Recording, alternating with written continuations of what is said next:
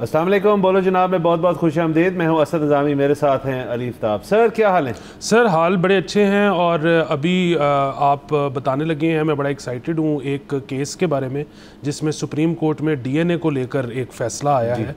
और डीएनए एक ऐसी चीज़ है जिसके बारे में पाकिस्तान में आज तक लोग उसका तयन नहीं कर पाए। मतलब ज़ाहिर है, अब खुदा न खास्ता को रेप जैसा केस होता है तो उसमें भी इस्लामिक आइडियोलॉजी काउंसिल ने कहा था कि जी नहीं लेना चाहिए, लेकिन वो तो मेरे ख्याल में एक ज़रूरी चीज़ है। बट उसके अलावा जो केसेस हैं जिसमें पैटर्निटी के लिए रिक्वायर्ड हो, अगर आपका कुछ जायदाद का इशू है या इस तरह की कोई और बात है, तो उसमें सर सुप्रीम कोर्ट क्या कहती है? सर बिल्कुल सर, आपको पता है जब से 6वीं तरमीम के बाद से हमने शो के ऊपर बड़ी बातें की हैं कि अब आइनी मामला जो हैं वो तो चले गए हैं हमारी आइनी अदालतों के अंदर और वहाँ पे मामला तय होंगे। तो सुप्रीम कोर्ट जो है वो फिर आपको अब एक इजाफा नज़र आएगा मेरे ख्याल में इस किस्म के केसेस के ऊपर। जस्टिस आयशा मलिक का जो केस था निकाह के मामलात के ऊपर, उसके ऊपर बड़ा तफसीली एक फ़ैसला था, हमने शो पे डिस्कस किया था। तो जो हैं जस्टिस मोहम्मद हाशिम खान काकड़ साहब सुप्रीम कोर्ट के, उन्होंने वो एक केस सुन रहे थे जो कि एक एंटी करप्शन कोर्ट से केस होता हुआ था, फिर हाई कोर्ट गया और फिर इन तक पहुंचा। 2022 का केस है और जो पटिशनर है वो और मोहम्मद हनीफ एक उनके साथ है जिनका एक डीएनए टेस्ट जो था वो उन्होंने लाजमी कर दिया और वो इस चीज़ के अपील में चले गए। ये पेरेंटेज प्रूव करनी थी, कोई इनहेरिटेंस के मामला थे। अच्छा, अब इसके अंदर जो पटिशनर थे उनकी प्ली थी कि जी हम डीएनए जो है वाला टेस्ट नहीं करना चाहते। वो एंटी करप्शन कोर्ट से भी डिनाई हुआ, वो हाई कोर्ट की तरफ से भी डिनाई हुआ। फाइनली सुप्रीम कोर्ट में काकड़ साहब की अदालत के अंदर इसके ऊपर एक फ़ैसला है, ना सिर्फ फ़ैसला है बल्कि तफसीली फ़ैसला है कि डीएनए जो है चंद मामलात में बिल्कुल एक लाजमी चीज़ हो सकती है। क्रिमिनल मामला तो जैसे आप जिक्र करते रेप विक्टिम्स का, उसके अंदर एक मामला जो है वो डिफरेंट होते हैं। बट इसके अंदर क्योंकि डीएनए जो है वो एक बड़ी एक वास्ट किस्म की चीज़ जो है, जो कि बड़ी प्राइवेट किस्म की चीज़ है, उसको बयान करता है, तो उसके अंदर जो है मामलात बड़े संजीदा हो सकते हैं किसी भी शख्स के लिए और बड़ी प्राइवेसी जो है उसके अंदर इन्फ्रिंज हो सकती है। तो हम इस फैसले के बिल्कुल हक़ में हैं और हम ये आगे जाते हुए इसके क्या असरात होंगे वो भी देखना चाहते हैं। खैर, इसके ऊपर आप और मैं तो मज़ीद गुफ्तगू करेंगे ही, लेकिन हमारे साथ मेहमान भी मौजूद हैं। बैरिस्टर वकास अब्रेज़ जो है हमारे साथ मौजूद है, माहिर कानून है।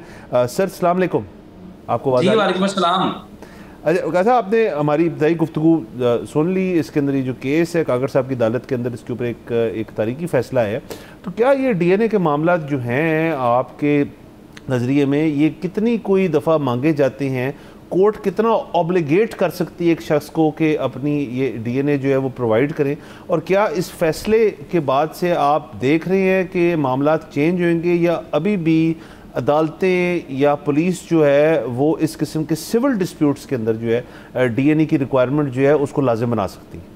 देखिए, जहां तक डीएनए की बात है तो सेक्शन 376 है पाकिस्तान पिनल कोड का, तज़ीरात है पाकिस्तान का। When it comes to the rape, the commission of the rape, वहां पे डीएनए पार्ट एंड पार्सल है, लाज़िम मलजूम है। द फोर्निकेशन, जब ज़िना के मुकदमात हैं, मामला लाज़िम मलजूम है, या 377 अननेचुरल लस्ट की बात की जाती है, वहाँ पे लाज़िम मलजूम है, ताकि इस चीज़ का तयन किया जा सके कि जिसके ऊपर इल्ज़ाम लगाया गया है, एलिगेशन या एक्विजिशन लेवल्ड किए गए, it belongs to that specific accused person या ये किसी और का किया है। तो आई थिंक कि उन केसेस के अंदर तो ये लाज़िम मलजूम है जो फौजदारी मामलात हैं, क्रिमिनल केसेस हैं। When it comes to the civil cases, when it comes to the family cases, वहाँ पे हम वंस इन ब्लू मून या फ्यू और फॉर बिटवीन इस तरह की प्रैक्टिसेस देखते हैं कि अदालत जो है वो डीएनए करवाने का हुक्म दे। आई थिंक ये बड़ा ही एक रिडिकुलस फैसला था। नीचे इस तरह की चीज़ें होनी नहीं चाहिए। हाँ, ज़रूरत कहाँ पे पड़ती है? हमारा कानून शहादत ऑर्डर जो मौजूद है 1984 का, ये कानून है शहादत का। इसके अंदर आर्टिकल 128 मौजूद है। ये कहता है कि जहाँ भी लिजिटिमेसी ऑफ चाइल्ड की बात आएगी, बच्चे का कानूनी हक होगा, कानूनी हक के ऊपर बात आएगी, whether it is a legitimate child of the person जो ये क्लेम कर रहा है कि मेरा फलां बाप है, या बाप क्लेम कर रहा है ये मेरा बेटा है, तो वहाँ पे ज़रूरत पड़ेगी डीएनए की, ये चीज़ें सर्टेन करने के लिए कि इसकी वर्दी है जो ये क्लेम करता है, क्या इसकी सर्टेनिटी इसके साथ एफिडेविट की जा सकती है या नहीं की जा सकती। इसके अलावा कहीं पे भी कानून के अंदर डीएनए करवाना लाज़िम मलजूम नहीं है, इनकम्बेंट नहीं है, ऑब्लिगेटरी या मैंडेटरी नहीं है।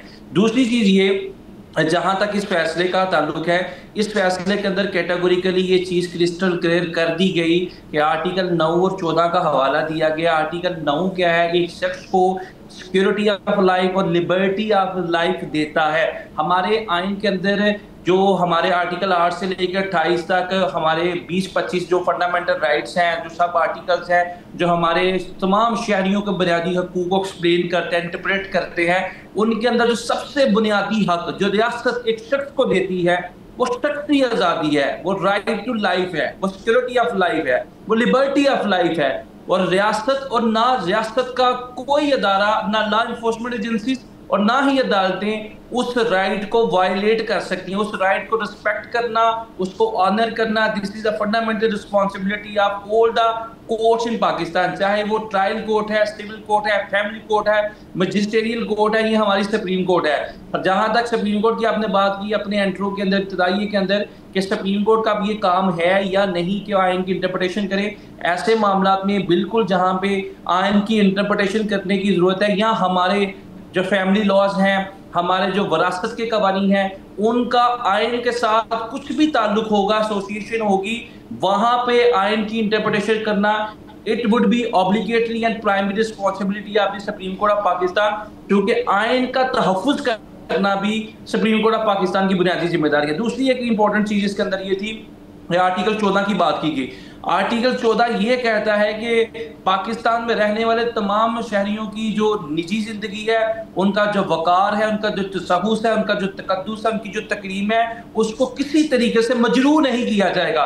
अब let's say for the sake of argument हर एक शख्स का डीएनए करवाएं, एक शख्स जो है वो वफात पा जाता है, मतवफ़ी की बेटियां हैं, बेटे हैं, बेवा है, वालिदैन है, और विरसे में जो चीज़ें छोड़ी हैं, चाहे वो 10, 15, 20 लाख की, जब उसकी सक्सेशन की बारी आएगी, जब उसकी इनहेरिटेंस की, ट्रांसफर की या म्यूटेशन की बारी आएगी, अगर इस तरह के मामला तो होंगे, डीएनए रिपोर्ट्स की तरफ हॉस्पिटल से रिज्यू करना पड़ेगा, फिर सरकारी हॉस्पिटल में जाएंगे, वहां पे जाके लाइनों में, कितारों में लगेंगे, तो ये हमारा तमाम का तमाम लीगल प्रोसेस जो है पहले से बहुत ज्यादा डिलेइंग टैक्टिक्स का शिकार है, बहुत ज्यादा हैक्सिस का शिकार है, वो विशिएट और वाइड एबिनिशो होता हुआ नजर आएगा।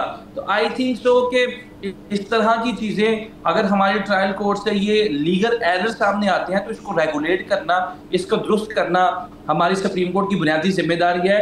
And they have absolutely put the nail on the head के ये चीज वंस फॉर ऑल डिसाइड कर दी गई कि कोई पाकिस्तान के अंदर फैमिली कोर्ट, कोई विरासती दावा, किसी किस्म की सक्सेशन सर्टिफिकेट के अंदर डीएनए टेस्ट कोई कोर्ट रिक्वायर ना करे। So this is going to be a milestone judgement so far as the inheritance of person is concerned. अच्छा, आपने ये जिस तरह से कहा कि ये बड़ी लैंडमार्क जजमेंट है, बड़ी अच्छी बात है, लेकिन पाकिस्तान में हमने अनफॉर्चुनेटली एक और चीज़ ये देखा है कि क्योंकि हर किस्म की नज़ीरें पाई जाती हैं, तो क्या आपको अब ये यकीन है कि अब लोअर अदालत में इसी नज़ीर को फॉलो किया जाएगा और किसी और केस में किसी और नज़ीर को कोर्ट करके तो दोबारा से वही फैसला नहीं दिया जाएगा कि अब आप फिर से पहले पैटर्निटी टेस्ट करवाएं और फिर लेके आएं और फिर वो मामला सुप्रीम कोर्ट तक नहीं पहुंचेगा ठीक होने के लिए?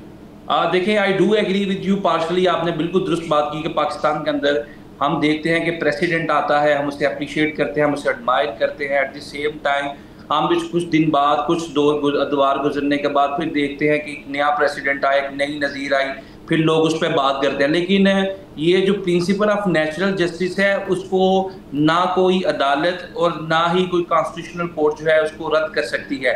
तो आई थिंक कि ये सारी की सारी चीज़ें प्रिंसिपल ऑफ नेचुरल जस्टिस से रिलेट करती हैं, और प्रिंसिपल ऑफ नेचुरल जस्टिस कभी भी सरहदों की बात नहीं करता, वो कौमों की बात नहीं करता, वो रियासतों की बात नहीं करता, वो इक्वली पूरी दुनिया के अंदर जो है इन्फोर्स किया जाता है।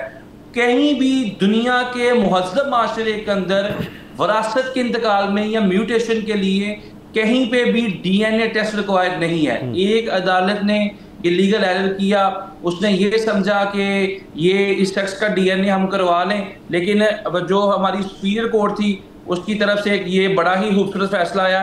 तो मैं ये समझता हूँ कि ये जो फैसला है, इसने जो निचली कोर्ट की प्रैक्टिस थी या निचली कोर्ट की जो फाइंडिंग्स थी, जो प्रोसीडिंग्स थी, उसको नलीफाई किया, स्ट्राइक डाउन किया, डिस्पेल किया।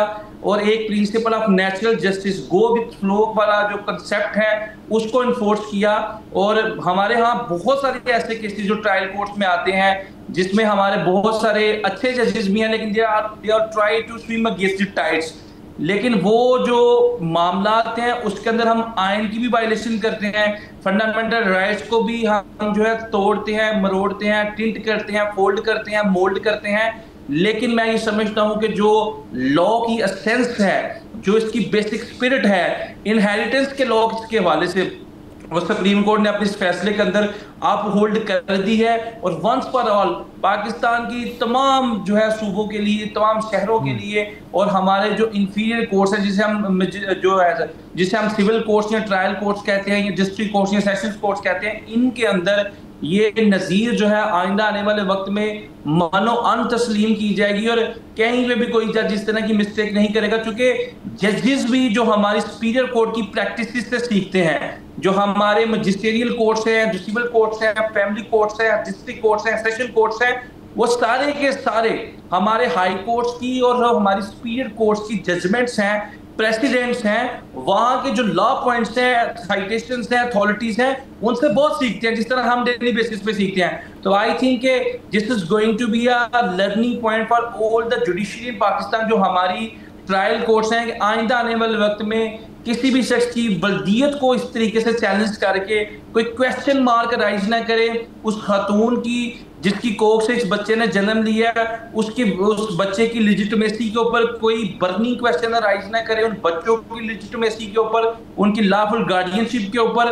अगर इस तरह होगा तो आर्टिकल 14 और आर्टिकल 9 जिसकी आईने पाकिस्तान गमाजी कासिया तर्जुमानी करता है, ये सरीहन उसकी वायलेशन होगी। जी अच्छा वक़ार साहब, ये बताइएगा कि एक तो चलें हमने इस जजमेंट के ऊपर भी काफ़ी तफसीली बात कर ली, अब वरासती मामला जो होते हैं उसके अंदर पंजाब की हद तक जितना मेरा लम्हा है वो कहता है कि उन्होंने मामला जो है थोड़े चेंज भी किए। पहले एक कोर्ट्स के थ्रू वरासती मामला तय होते थे, इनहेरिटेंस का सक्सेशन के मामला होते थे, अब नादरा की तरफ ये सारी चीज़ जो है ये डिप्यूट कर दी गई है। अब एक ये बात चल रही है कि अब किसी शख्स के पास ये चॉइस है कि वो आया नादरा के पास जाए या पुराना जो कोर्ट दकेनुसी सिस्टम है उसके अंदर जाए। क्या नादरा के पास जाना जो था वो एक बुरा फैसला था? वकला बरादरी आप बता सकते हैं इससे नाखुश थे, नंबर 1। और दूसरा, क्या जो नादरा का एक स्ट्रीमलाइंड सिस्टम है जिसके अंदर आपने एक ही वन विंडो के थ्रू ये सारा कुछ कर लेना है, वो बेहतर नहीं है, या फिर जो पुराना सिस्टम है वो इस वजह से बेहतर है क्योंकि वरासती मामला जो है कई दफ़ा बड़े कॉम्प्लेक्स हो सकते हैं? जैसे जिस केस का हम बात भी करें वो भी कॉम्प्लेक्स केस था जो बात पैटर्निटी तक चली गई। आपकी जो इन्फॉर्मेशन है बिल्कुल दुरुस्त आपने बात की। 2021 और 22 के अंदर ये जो वरासती मामला थे, जो म्यूटेशन इंतकाल, सबसे पहले ये फेडरल टेरिटरी इस्लामाबाद से स्टार्ट किया गया, इस्लामाबाद में इम्पोज किया गया कि नादरा के पास आप जाएं और FRC की बेस के ऊपर आपकी जो वरासत का इंतकाल है वो इंश्योर किया जाएगा। अच्छा, फिर उसके अंदर जो कम्प्लेक्सिटीज थी, let's say for the sake of argument एक शख्स ने एक से ज़्यादा शादियाँ की थी और उसकी जो तरक्की के अंदर, विरसे के अंदर दूसरे लोग भी जो है हिस्सेदार थे और 4 बच्चे थे, 5 बच्चे थे और दूसरी बीवी से बच्चे थे, तो अल्टीमेटली वो तमाम वारिसान जो लीगल हेड्स हैं, they were equally entitled to the succession of the property. तो मैं ये समझता हूँ कि ऐसे जो कम्प्लेक्स मैटर्स थे वो नादरा को कहा कि आप उसको डील ना करें, जो सिंपल टून के अंदर स्मूथ रनिंग और स्मूथ ऑपरेशन के अंदर मैटर्स हैं, लीगल अफेयर्स हैं, आप उनको on the basis of FRC वो सक्सेशन को, उसके इंतकाल को यकीनी बनाए। हमने सब बेसिक बात जो है वक़ार साहब के साथ कर ली, बहुत शुक्रिया उनका आने का। तो सर आप देखें ये चीज़ें जो हैं काफ़ी हद तक वक़ार साहब भी बता रहे थे सेटल्ड थी। आपका सवाल भी अच्छा था कि ये ट्रिकल डाउन इफेक्ट आएगा कि नज़ीर अगर है तो उसकी बेसिस पे उस पर अमल भी तो है वो होना चाहिए।